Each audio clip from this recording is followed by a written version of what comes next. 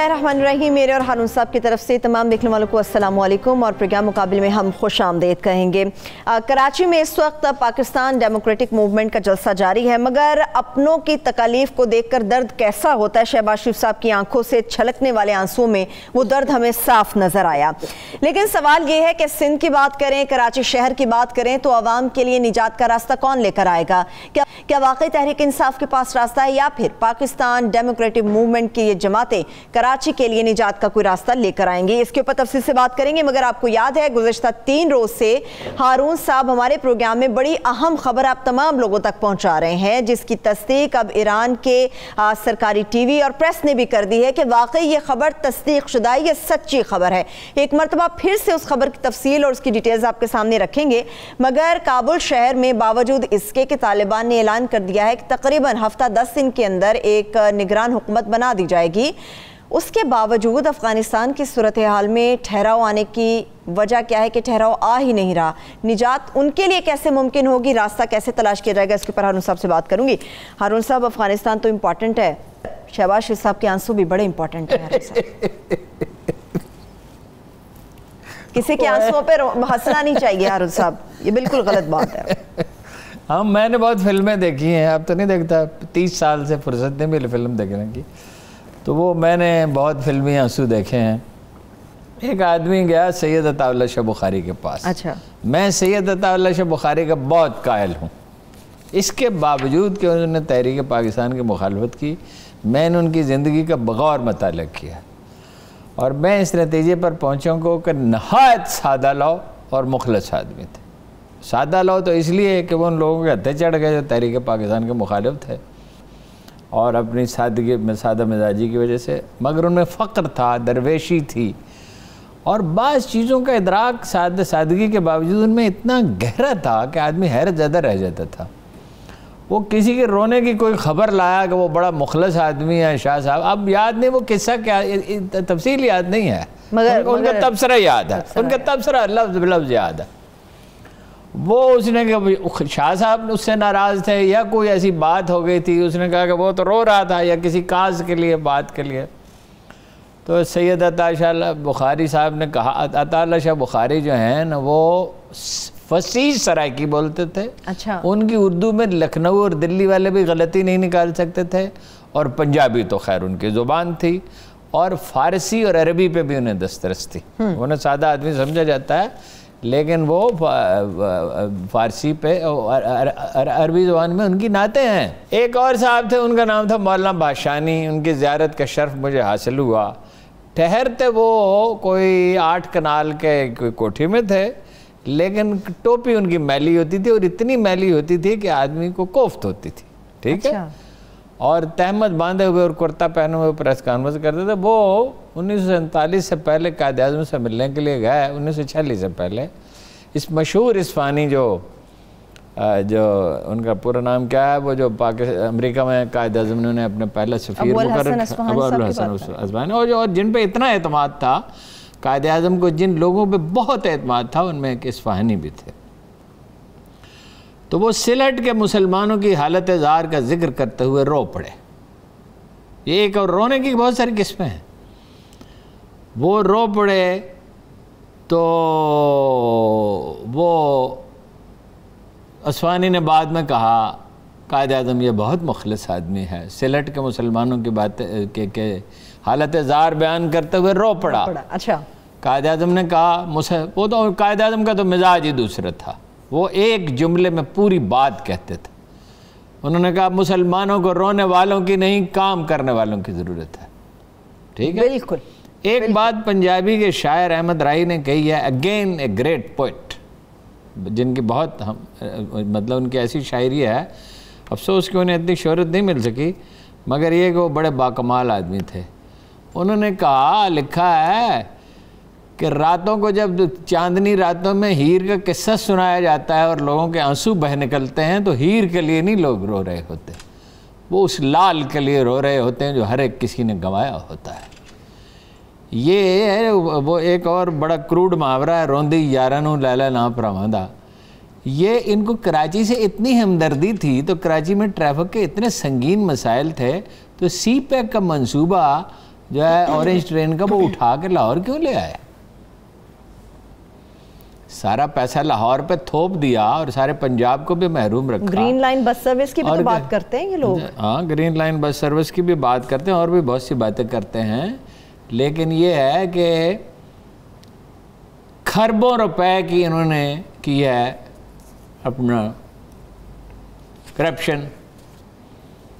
اور سب سے اہم بات یہ ہے کہ کراچی میں کھڑے ہیں اور یہ ہمت نہیں ہے کہ یہ کہیں کہ 13 برس کراچی کے لوگوں کو پیپلز پارٹی نے نوچ نوچ کے کھایا ہے. بالکل. ایک چھوٹی سی بریک سے واپس آ کے ہارون صاحب مزید بات کرتے ہیں. ایک بریک لیتے ہیں, بریک سے واپس آ کے یہیں سے کنٹینیو کریں گے. اسٹے ود اس.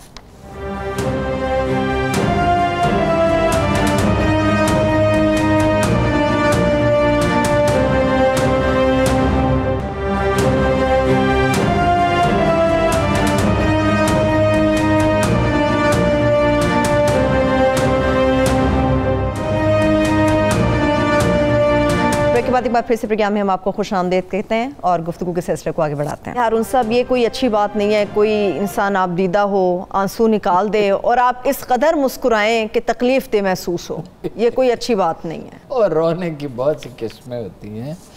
آپ کو بتایا ہے عطا اللہ شاہ بخاری کا تبصرہ بھی اور قائد اعظم کا. جی بالکل. ہر رونے والا سچا نہیں ہوتا اور ہر خوش باش آدمی جو ہے جس کے چہرے پہ مسکراہٹ ہو ضروری نہیں ہے کہ وہ آسودہ ہو. اور یہ سچ بولیں گے, خدا نے کبھی سچ بولنے کی توفیق دی ہی نہیں ہے. یہ کیوں نہیں کہتے کہ کراچی کو نوچ نوچ کے کھا لیا گیا ہے؟ یہ کیوں نہیں کہتے کہ ایک بھی اردو سپیکنگ آدمی کو نوکری نہیں مل سکتی؟ جو وہ پبلک سروس کمیشن ہے اس کے ذریعے آپ دیہی سندھ سے لوگوں کو لاتے ہیں, جعلی سرٹیفکیٹ بناتے ہیں اور ان کو نوکریاں دیتے ہیں. شہروں کے یہ کیوں نہیں کہتے کہ پانی کے ہائیڈرنٹ دنیا کے کسی شہر میں ہائیڈرنٹ نہیں ہوتے؟ لاہور میں ہائیڈرنٹ ہیں, لاہور میں بھی پانی کی کمی کا مسئلہ ہے نا. 800 فٹ سے نکلتا ہے پانی لاہور میں. ہائیڈرنٹ بنائے ہوئے ہیں, کوئی کام جس میں نقد آمدن نہیں ہے وہ پیپلز پارٹی کرتے ہی نہیں ہے. ان کو نیو یارک دے دیں, 5 سال کے بعد نیو یارک میں ہائیڈرنٹ لگے ہوں گے. ان کو آپ جرمنی دے دیں, لاڑکانہ بنا دیں گے اس کو. 35% بجٹ جو ہے وہ پہلے دن کھا لیا جاتا ہے کسی بھی سڑک کا یا پل کا یا منصوبے کا. چپراسی اور خاک روب کی نوکری بھی بکتی ہے. پولیس میں انٹرفیئر کرنا پڑا آرمی کو کہ بھائی یہ اپنا پولیس کی بھرتی میں جو ہے وہ براہ راست نہیں ہوگی, ورنہ یہ چوروں اور ڈاکوؤں اور ٹھگوں کو 70,000 بوریاں گندم کے غائب ہو جاتی. چوہے کہاں گئے؟ چوہے کوئی 8 فٹ کے چوہے تھے, یہ خود چوہے تھے گندم کھانے والے. تھر میں لوگ بھوک سے مرتے ہیں. تھر میں کیا مسئلہ ہے؟ 2 کے سوا کوئی تیسرا مسئلہ نہیں ہے. ایک ان کو میڈیسن دی جائے جس سے ان کی بھوک بحال ہو جائے. انہیں بھوک لگتی ہی نہیں ہے. اب اس قدر وہ بھوکے رہیں کہ اب بھوک ہی نہیں ہے لگتی. انگریزوں کے زمانے میں ان کی شکلیں ایسی نہیں تھیں, وہ ہمارے جیسے تھے. اب ان کی آنکھیں دھسی ہوئی ہیں, ان کے چہرے ستے ہوئے ہیں. ان کے بچے جو ہیں وہ آدھے وزن کے پیدا ہوتے ہیں. صرف 2 چیزیں چاہیے, ایک دوا جس سے ان کی بھوک بحال ہو جائے اور ایک پانی. دنیا میں پاکستان میں ہر کہیں پانی پہنچ سکتا ہے, ہر میں کیوں نہیں پہنچ سکتا؟ نعمت اللہ خان بوڑھا آدمی 6 دن کام کرنے کے بعد 7ویں دن اپنا تھر جاتا تھا اور کنویں اس نے کھودے, اس نے درجنوں. ابھی بھی میں کراچی کے کتنے لوگوں کو جانتا ہوں کہ جو تھر جاتے ہیں کنویں کھودنے کے لیے, جہاں کہیں پانی جس طرح بھی مل سکتا ہے. وہاں ایک دعا فاؤنڈیشن ہے, انہوں نے وہاں باغات لگائے ہیں, کھجور اگائی جو انگریزوں کے دور میں بھی جس میں کامیابی نہیں ہوئی تھی. مگر پانی نہیں جا سکتا ہے ان لوگوں کے ہوتے ہوئے, پانی نہیں جا سکتا. دے سکتے ہیں چوری اور ان میں کراچی کی نمائندگی کون کرتا ہے؟ ان میں سے جمعیت علماء اسلام کو کراچی میں کوئی سیٹ ملی ہے؟ پیپلز پارٹی نمائندگی, پیپلز پارٹی تو خیر اس میں ہے ہی نہیں. نون لیگ نمائندگی کرتی ہے. یہ سامنے آپ دیکھ لیں جھنڈے, کچھ لوگ بلوچستان سے لے آئے اور زیادہ تر تو ہے مولانا صاحب بلوچ علاقوں سے لے آئے اور مدارس کے لڑکے لے آئے. یہ کیا ایک ڈرامہ ہے؟ پاکستانی سیاست ایک تماشا ہے. میں آپ کو آنسٹ ٹو گاڈ کہتا ہوں کہ ہر روز میں سوچتا ہوں کہ میں کیوں جاتا ہوں دفتر. میں اس الیکٹرانک جرنلزم سے کنارہ کشی کروں، اپنے گھر جا کے بیٹھوں، کوئی کتاب لکھوں، کوئی کام کروں، وہ بلاول کے بارے میں، زرداری کے بارے میں، شہباز کے بارے میں، مریم صاحبہ کے بارے میں، ان کے والد گرامی کے بارے میں، ان کی اولاد کے بارے میں مجھے روز گفتگو کرنی پڑتی ہے، اور میرا جو ہے وہ خراب ہوتا ہے موڈ نہیں، صرف اسٹامک بھی خراب ہوتا ہے اس سے. ٹھیک، یہ کیا لوگ ہیں یہ؟ سوائے جھوٹ بولنے کے، سوائے وعدے کرنے کے، سوائے لوگوں کو خواب دکھانے کے. وہ بڑی ترقی ہو گئی. کیا ترقی ہو گئی بھائی؟ عمران خان کے دور میں 2 واقعات ہوئے. ایک یہ ہوا کہ انہوں نے تیاری نہیں کی تھی، خواب دیکھے تھے. انہوں نے کرکٹ کھیلی تھی نا ساری زندگی، یا تقریریں کی تھی، نہ نوکری کی تھی، نہ کاروبار کیا تھا. حکومت میں آنے کا خواب دیکھا تھا. ٹھیک ہے، تیاری کی نہیں. دوسرا کرونا آ گیا، اور آپ نے کیا ترقی دی جی پاکستان کو؟ ترقی تو کی آپ کے داماد نے، جو ایک انتہائی مفلس خاندان سے تعلق رکھتا تھا. میں بتا نہیں سکتا آپ کا والد اس کا کیا کاروبار کرتا تھا. اتنا معمولی کاروبار، برا کاروبار نہیں تھا، اتنا معمولی کہ جس سے معمولی کاروبار کا تصور ہی نہیں. اب وہ اربپتی ہے. عدالت نے قرار دیا، 1 قطرہ پانی کا نہیں ملا، 1 قطرہ، اور اربوں روپے خرچ ہو گئے. اس کا کوئی آڈٹ کرنے والا ہو، ان کی انڈرسٹینڈنگ ہے اسٹیبلشمنٹ کے ساتھ، اس کی آڈٹ ہو، یہ ریلوے کی، یہ پتہ چلے اس میں کتنا پیسہ کھایا گیا ہے. کیا یہ باتیں کرتے ہیں؟ اور یہ تحریک چلائیں گے. یہ ان کی شکلیں ہیں تحریک چلانے والوں کی. ان میں کیا ہے مسئلہ ہارون صاحب؟ تحریک شکلوں کا کیا پہلے چلا سکے تحریک؟ یہ او بھائی، ہم نے ایوب خان کو گھر بھیجا. ایوب خان سے پہلے بھی حکومتیں جاتی رہی تو اسٹیبلشمنٹ کی سازش سے جاتی رہی. ایوب خان عوامی تحریک سے گئے. ضیاء الحق کے خلاف نہ صرف عوام اٹھے، وہ اس کے یحییٰ خان کے خلاف نہ صرف عوام اٹھے، خود فوج میں بغاوت ہو گئی. بھٹو کے خلاف اتنی تحریک چلی کہ کتنے آدمی مارے گئے، ملک خون آلود ہو گیا. اس کے بعد ضیاء الحق تو خیر حادثے میں مارے گئے. بے نظیر کو 2 دفعہ برطرف کیا گیا، نواز شریف کو کیا گیا. روز حکمرانوں کو گھر. عمران خان کی کوئی پرفارمنس نہیں. عمران خان صاحب مبالغہ کرتے ہیں کہ ملک پٹڑی پہ چڑھ. ملک کوئی پٹڑی پہ نہیں چڑھا. ملک وہ پٹڑی پہ چڑھتا ہے جہاں تعلیم عام ہو رہی ہو اور سائنسی ترقی ہو رہی ہو. وہ ملک ترقی کے راستے پہ گامزن ہوتا ہے. اور جہاں لیڈرشپ مڈل کلاس کی ہو اور آنیسٹ ہو. کوئی عمران خان نے کارنامہ انجام نہیں دیا. یہ کیا کریں گے آ کے؟ ان میں اتنی اخلاقی جرت نہیں ہے کہ یہ کراچی میں کھڑے ہو کے کہیں کہ جی پیپلز پارٹی نے 13 سال اس ملک کو نوچ کے کھا گیا. اگر دکھ ہے تو اس بات کا مولانا فضل الرحمان نے کہا کہ ہماری پیٹھ میں چھرا گھونپا ہے. یعنی پی ڈی ایم کی پیٹھ میں چھرا گھونپنا تو ایک کرائم ہے. کراچی کے عوام کے لیے زندگی اجیرن کر دینا یہ کوئی جرم نہیں ہے. اس پہ بات نہیں کریں گے. آپ مجھے یہ بتائیے کہ کراچی کے لوگ کس کے ہاتھوں دکھی ہیں؟ کوڑے کا ذمہ دار کون ہے؟ پانی نہ ملنے کا صاف پانی سمندر میں ڈالا جاتا ہے جس سے آبی حیات ختم ہو رہی ہے، اس کا ذمہ دار کون ہے؟ صاف پانی کا ایک قطرہ بے روزگاری کا ذمہ دار کون ہے؟ کرپشن کا ذمہ دار کون ہے؟ اس کے خلاف ان میں جرت ہے بات کریں؟ یہ کیا لوگ ہیں؟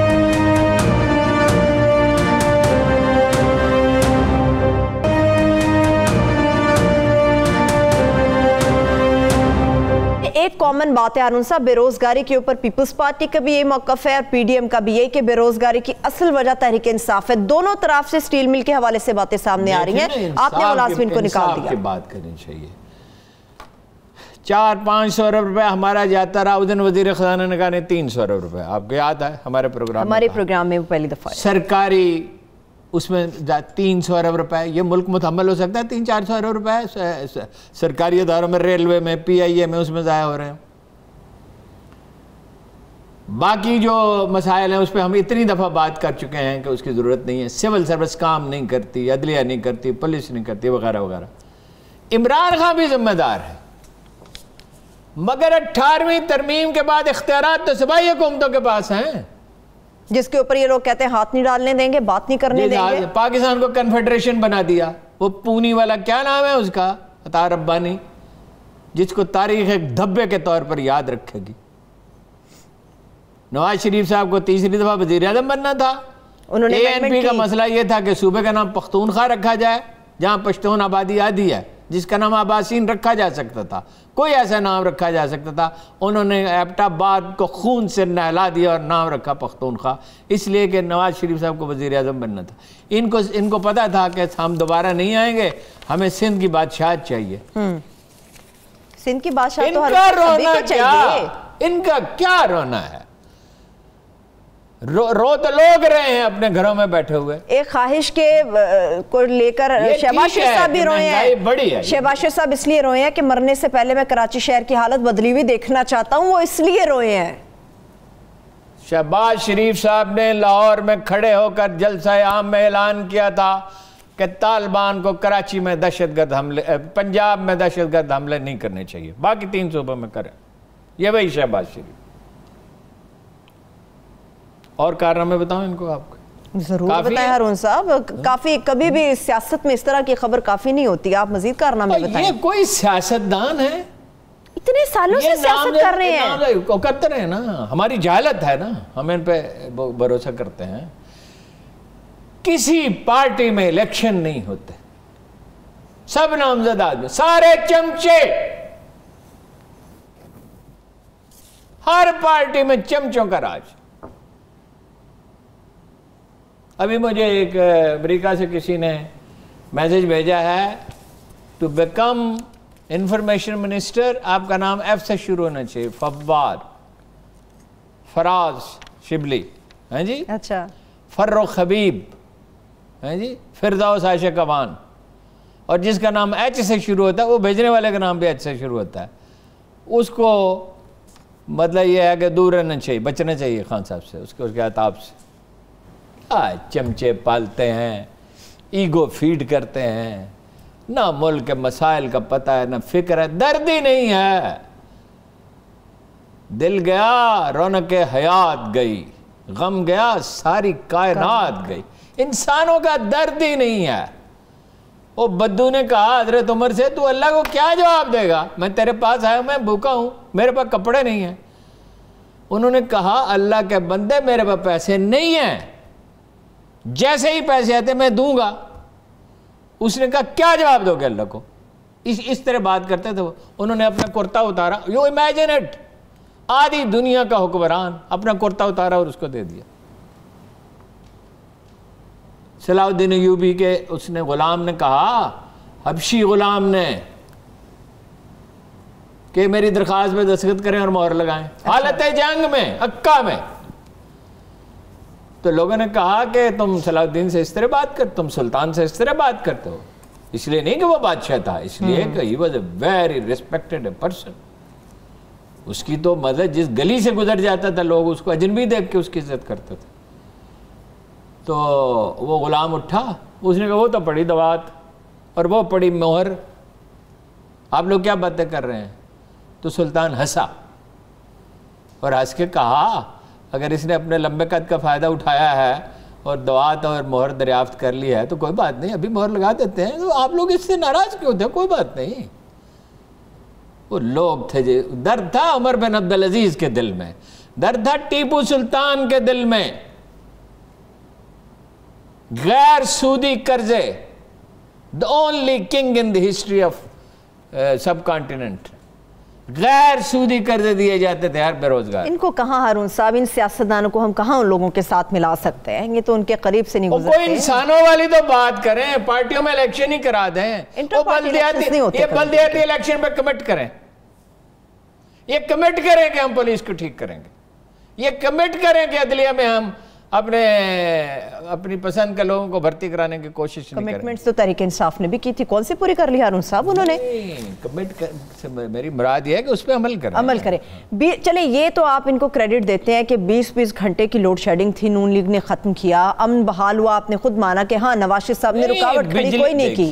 دیکھیے نا انصافی کی بات کبھی نہیں کرنی چاہیے. بجلی کے معاملے میں انہوں نے بڑی سرتوڑ کوشش کی، اگرچہ الزامات ہیں کہ they made money out of it، ثبوت تو نہیں لوگ دیتے، لیکن یہ کہ بجلی کا جو حالت تھی پیپلز پارٹی کے دور میں جو بے حسی تھی اور مشرف کے آخری دور میں بھی بے حسی تھی، تو وہ بجلی کا انہوں نے ٹھیک کیا. جو کام جو کیا ہے، لیکن مسئلہ صرف اور مگر میں یہ کتنا جھوٹ بول رہا تھا کہ جی وہ چمنیاں بند اور کارخانے بند، کوئی بند نہیں تھے، بالکل پر جاری تھی، کسی نہ کسی طرح گیس کے ذریعے جو بھی ایندھن میسر تھا اس کے ذریعے مینیج کرتے تھے۔ پاکستان کی برآمدات تو نہیں گری تھی پیپلز پارٹی کے دور میں، برآمدات تو نہیں گری تھی۔ جھوٹ بولے بغیر یہ گفتگو ہی نہیں کر سکتے۔ مولانا صاحب کہتے ہیں کہ پیپلز پارٹی نے پی ڈی ایم کی پیٹھ میں چھرا گھونپا۔ شہباز شریف صاحب کہتے ہیں کہ پی ٹی آئی کے سوا تمام جماعتوں کو مل کر کراچی کے لیے کام کرنا ہوگا، انکلوڈنگ پاکستان پیپلز پارٹی۔ تو ووٹ تو ملتے ہیں وہاں، یا ملتے ہیں اس کو پی ٹی آئی کو ملے ہیں یا ایم کیو ایم کو ملے ہیں، باقی تو کسی کو ووٹ ملے نہیں، باقی تو کسی کی برائے نام سیٹیں ہیں۔ تو وہ سارے مل بھی جائیں اگر، تو وہ مل کے کتنے % کی نمائندگی کریں گے؟ اور یہ جلسہ آپ کو نظر آ رہا ہے نا، آپ کو لگ رہا ہے آج میڈیا پہ لگا او مولانا فضل الرحمان نے یہ کہہ دیا، او نواز شریف نے، شہباز شریف نے یہ کہہ دیا۔ آپ کو پتہ ہے بندے کتنے ہیں؟ میں بھی چیک کر کے آیا ہوں۔ اس جلسہ گاہ میں ٹھونس کے بھی اگر بھرے جائیں تو 18-19 ہزار سے زیادہ بندے ہی نہیں آ سکتے۔ اور ابھی 3 گھنٹے پہلے مصطفیٰ کمال بغیر کسی تیاری کے ہاکس بے میں 2,500-3 ہزار کا جلسہ کر کے آیا، اور یہ مدرسوں کے بچے لا کے جلسہ کر رہے ہیں۔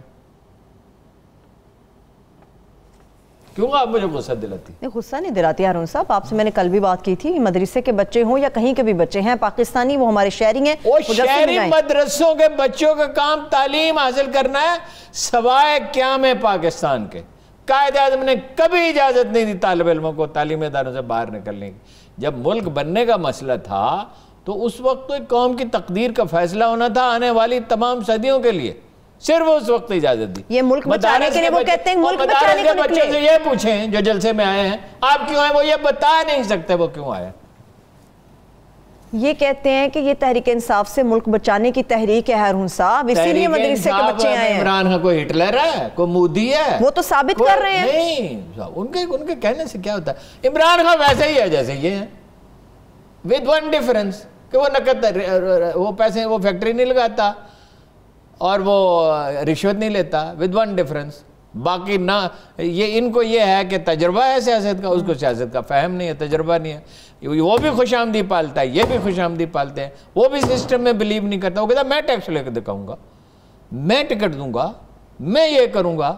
تو وہ چیئرمین ہے، وہ کہتے ہیں میں کر سکتا ہوں، میں کر سکتا ہوں، میں چیئرمین ہوں، میں کپتان ہوں، میں کھلاڑیوں کو لیڈ کروں گا۔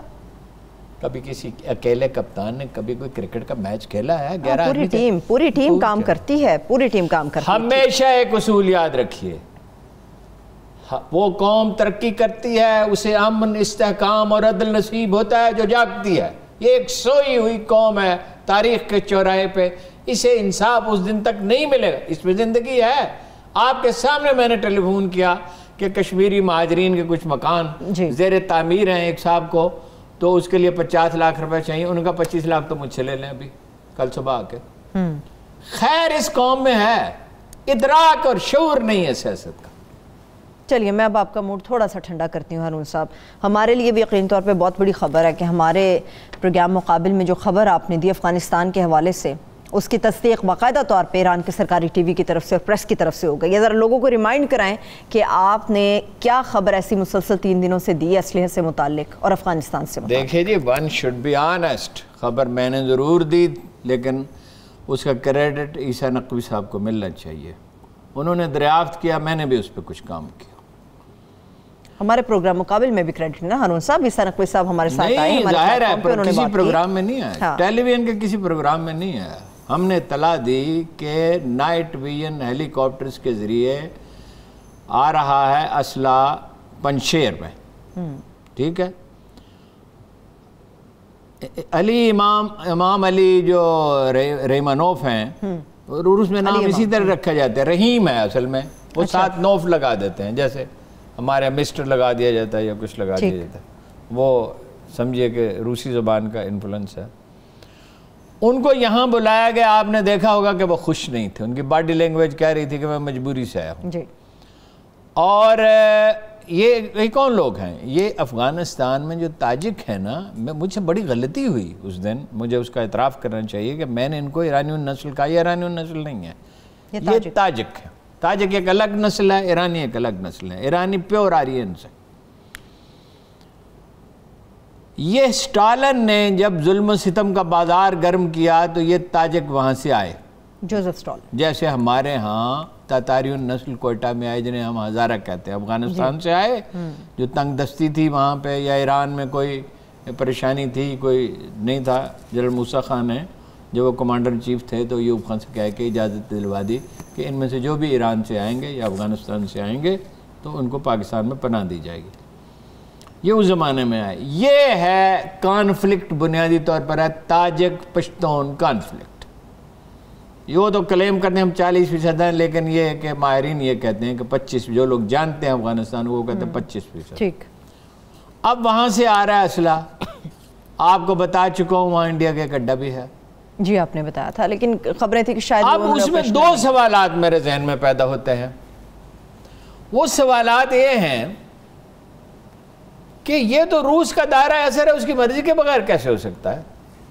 اس سوال کا جواب آئندہ چند دنوں میں مل جائے گا، کیونکہ کوئی چیز چھپی تو نہیں رہتی۔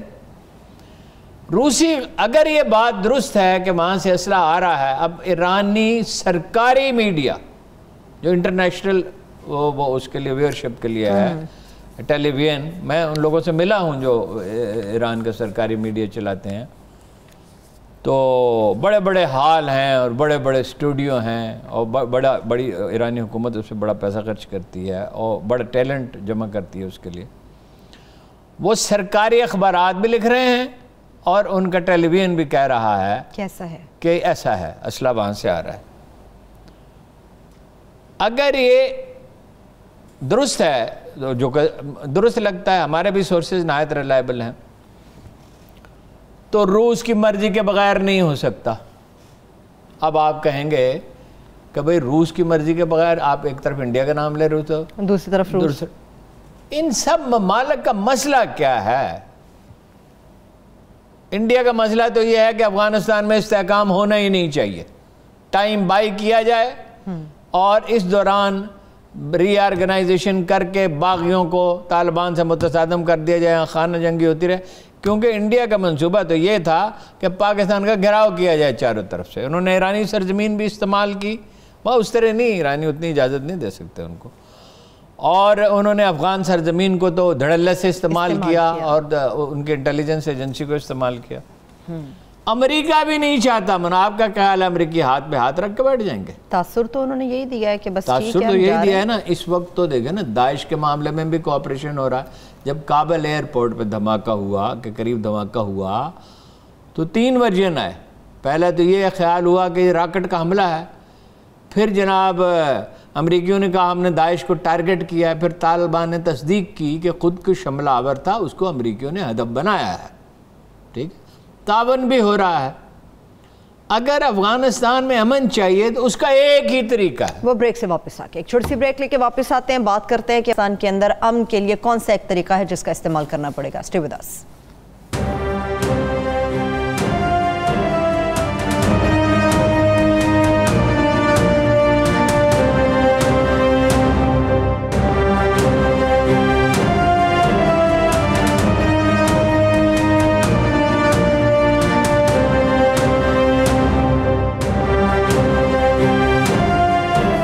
بریک کے بعد ایک بار پھر سے پروگرام میں ہم آپ کو خوش آمدید کہیں گے۔ آپ افغانستان کے امن کی بات کر رہے تھے ہارون صاحب، کون سا ایک طریقہ ہے؟ افغانستان ایک مکان کی طرح ہے جس پہ اشروں تک بارشیں برستی رہی ہیں، اس کی چھت اڑ گئی ہو، اس کے ستون خراب ہو گئے ہوں، اس کی دیواریں خراب ہو گئی ہوں، لیکن ملک مکانوں کی طرح نہیں ہوتے، نہ انڈیویجول کی طرح ہو رہے، ملک زندہ رہتے ہیں۔ انڈیویجول مر جاتے ہیں، ملک زندہ رہتے ہیں۔ بہت کم ایسا ہوتا ہے کہ کوئی ملک صفحہ ہستی سے مٹ جائے۔ اس میں بہت پیچیدہ عوامل ہیں۔ اب میں اگر پوری تاریخ آپ کو بیان کروں، لمبا چوڑا قصہ ہے، کچھ تو بیان کریں ہارون صاحب، طالبان کی بھی تاریخ۔ طالبان کے بارے میں بنیادی غلط فہمی یہ ہے کہ پاکستان نے، نصیر اللہ بابر نے اور مریم محترمہ بے نظیر بھٹو نے ان کی سرپرستی کی۔ انہوں نے ان کی سرپرستی کی، لیکن ہوا کیا کہ وہاں اقتدار کی جو جنگ تھی خوفناک وار لارڈز میں، اس میں اتنے بھیانک جرائم ہو رہے تھے کہ جس کا ذکر بھی کرتے ہوئے شرم آتی. ٹھیک ہے, وہ لڑکے اٹھے, اپنے اساتذہ اٹھے طالبان, اور اس خلا کی وجہ سے, چونکہ انہوں نے ایک they had a magic word, ان کے پاس ایک جادو تھا, ہم افغانستان کو امن عطا کریں گے. جب انہوں نے قندھار کو امن عطا کر دیا اور سارے جرائم پیشہ لوگوں کو وہاں سے نکال دیا, تو دوسرے شہروں میں ان کا آبویسلی ویلکم کیا گیا. وہ الگ بات ہے کہ انہوں نے بھی غلطیاں کی, ٹھیک ہے, اور وہ جو غلطیاں وہ واضح ہیں, ٹھیک ہے نا. پھر امریکہ نے غلطیاں کی. امریکہ نے کیا کیا؟ اسامہ بن لادن 96 میں سوڈان میں تھا اور اپنا کاروبار کر رہا تھا. اسامہ بن لادن تو بیسیکلی ایک کاروباری آدمی تھا, امریکہ کے ضرور خلاف تھا. وہاں کے میں اس فیکٹری میں گیا ہوں جو اسامہ بن لادن کی فیکٹری تھی, جس پہ انہوں نے میزائل برسائے. وہ ملبہ انہوں نے ویسے ہی رکھ چھوڑا تھا اور دنیا بھر کے سیاح اسے دیکھنے کے لیے جاتے تھے. سوڈانیوں نے کہا ہم اسے سعودی عرب کے حوالے کرنے کے لیے تیار ہیں. اچھا ٹھیک. امریکہ کے حوالے کرنے کے لیے بھی تیار ہیں, آپ ٹرائل کر لیں. انہوں نے کہا نہیں, امریکہ نے بھی انکار کر دیا, سعودی عرب نے انکار کر دیا اپنی اپنی وجوہات سے. سعودی عرب نے تو کہا ہم ایک مصیبت گلے میں ڈالیں گے, غالباً ان کے خاندان کا رسوخ بھی تو شاید یہ وجہ بھی ہو. امریکہ نے کیوں انکار کیا میں آج تک نہیں سمجھ سکا, اس کی مختلف وجوہات بیان کرتے ہیں لوگ, لیکن قابل فہم نہیں ہے. وہ آ گیا افغانستان میں, یہاں اس نے ان کی مدد کی, ان کے لیے وہ تو ہیرو تھا, دا گریٹسٹ ہیرو. ملا عمر سے کم ہیرو تو وہ ان کے لیے نہیں تھا.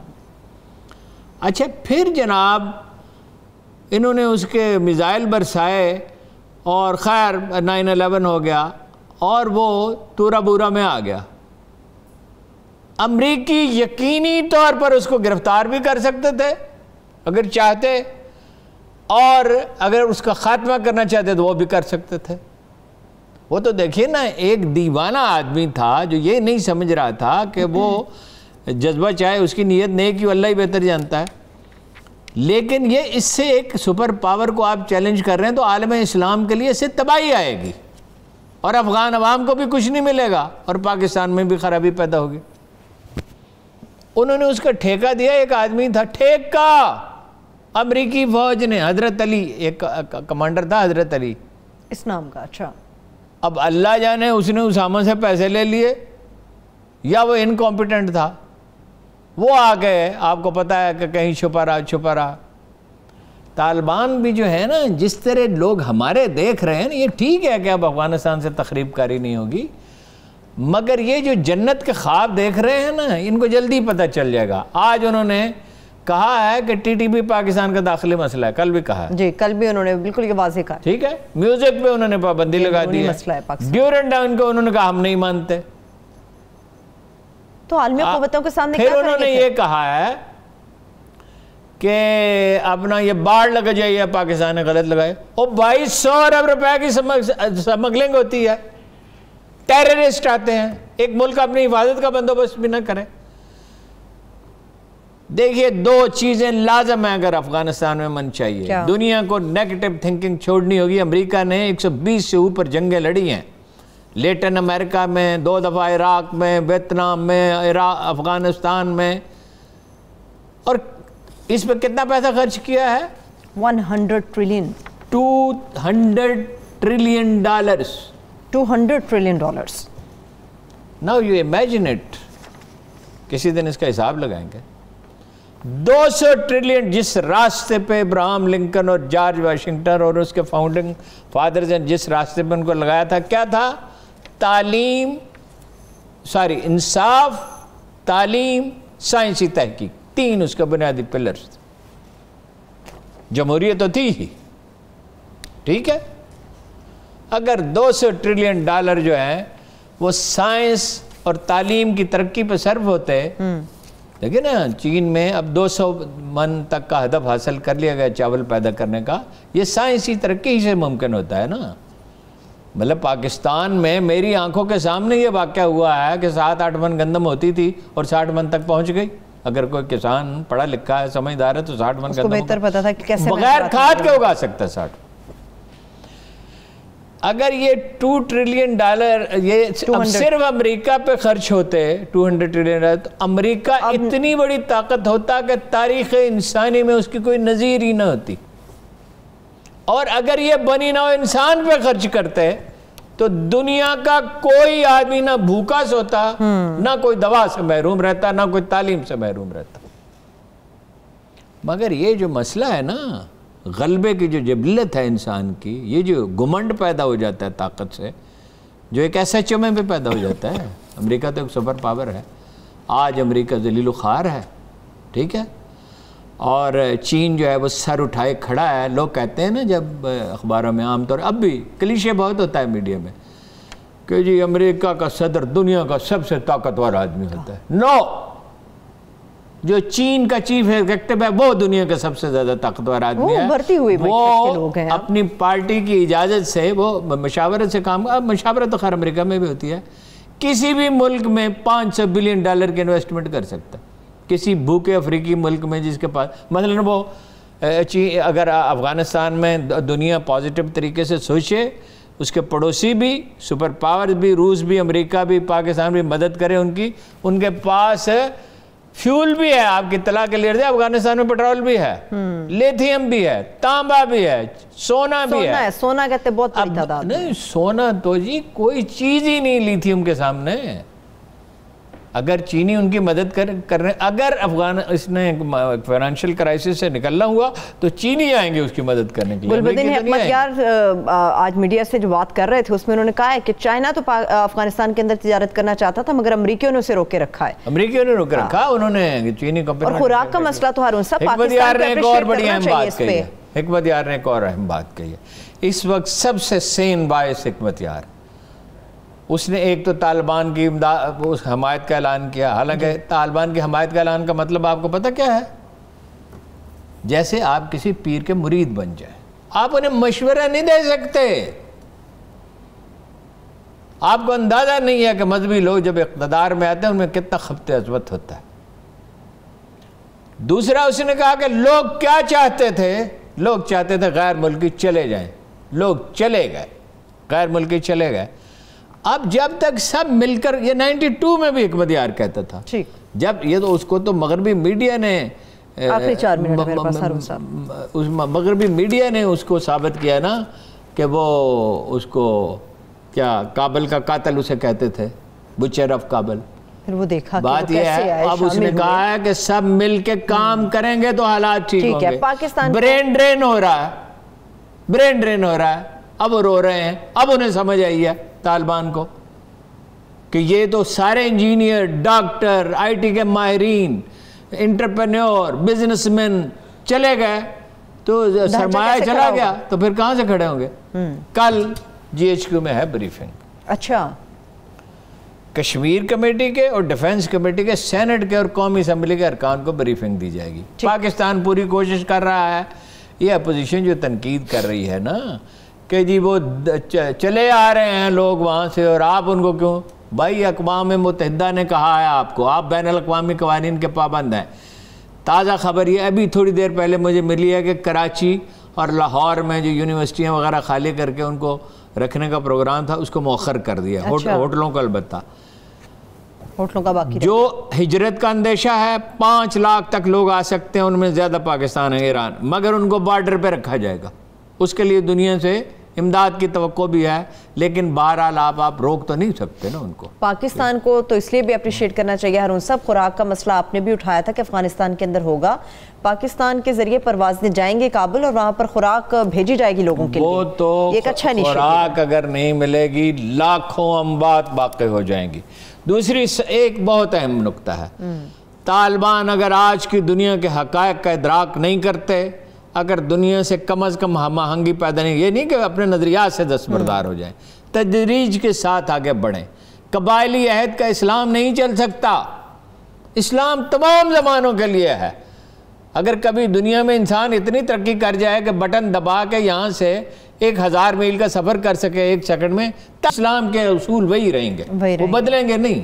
ٹھیک، تو دنیا انہیں تسلیم بھی کرے گی، مالی مدد بھی دے گی اور انہیں فنی مدد بھی ملے گی، یعنی ایکسپرٹس بھی ملیں گے، پاکستان دے گا، ایران دے گا، ترکی دے گا، چین دے گا، روس دے گا، ممکن ہے ان کے جو لوگ ملک سے باہر ہیں وہ واپس آ جائیں۔ ٹھیک، آخری ایک منٹ ہے اور آخری ایک سوال ہے ہارون صاحب، جو لوگ امریکہ اپنے ساتھ لے کر جا رہا ہے افغانستان سے، ان لوگوں کو کہاں پر قیام کروایا جائے گا اور اس کا طریقہ کار کیا ہوگا؟ یہ مجھے پلیز بتا دیں۔ ٹیکسس اور تیسری ورجینیا ہے میرے خیال میں، ورجینیا، وہاں پہ 60,000 آدمیوں کو لے کے جایا جائے گا، $2,000 مہینے کے دیے جائیں گے، رہائش بھی دی جائے گی، اور وہ یہ کسی ملک کے لیے اچھا نہیں ہے۔ 60,000 وہاں، 20,000 برطانیہ میں، 20,000 کینیڈا میں، کچھ جرمنی میں، کچھ آسٹریلیا میں، اگر آپ کا سارا ٹیلنٹ نکل جائے گا۔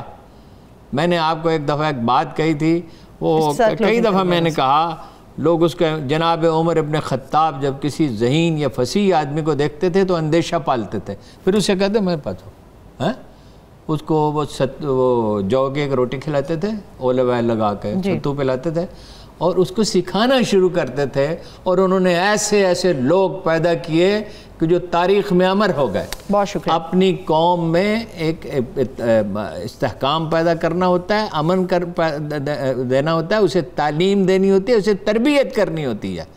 صحیح، ٹھیک۔ باہم تصادم سے کبھی کسی قوم نے سروائیو نہیں کیا۔ بہت شکریہ، تھینک یو سو مچ ہارون صاحب، میرے تمام دیکھنے والوں کا شکریہ، اپنا خیال رکھیے، مجھے اجازت دیجیے، اللہ حافظ۔